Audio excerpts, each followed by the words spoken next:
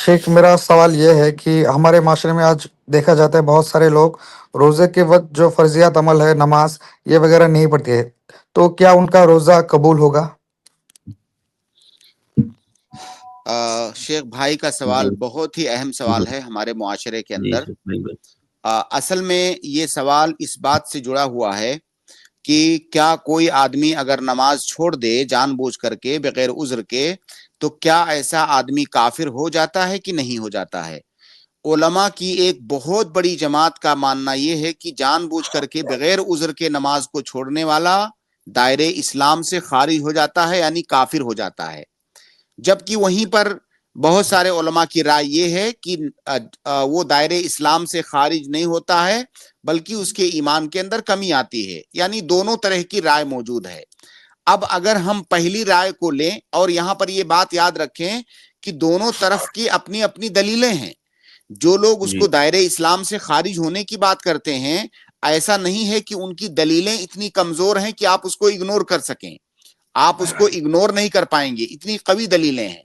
इसी तरह से दूसरी जानिब जो दलीलें हैं वो भी बहुत कवी हैं। तो बहरहाल इस मसले में मैं तकफीर करने से तो मैं बचता हूं, लेकिन मेरी जाती राय यह है कि जब ये इतना खतरनाक मसला है, तो इस मसले पर मुरतब होने वाले जितने मसाइल हैं, उन तमाम मसाइल में हम एहतियात बरतें।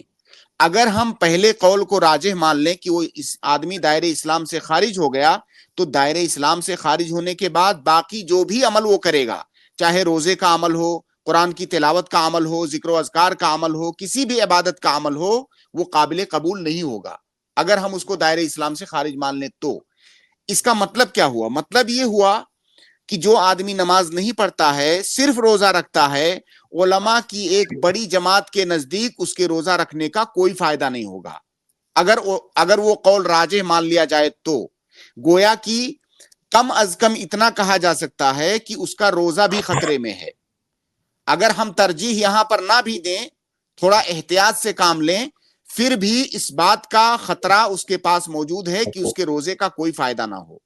अब क्या कोई मुसलमान इस बात को पसंद करेगा कि मैं अपने रोजे को भी और दीगर जो हमारे आमाल हैं उन तमाम आमाल को खतरे में डालूं? इसलिए सारे लोग जो रमजान के महीने में भी इतने बदकिस्मत हैं कि वो नमाज नहीं पढ़ते हैं, वो इस बात को समझ लें कि उलमा की एक बड़ी जमात के नजदीक उनका रोजा भी काबिल कबूल नहीं है।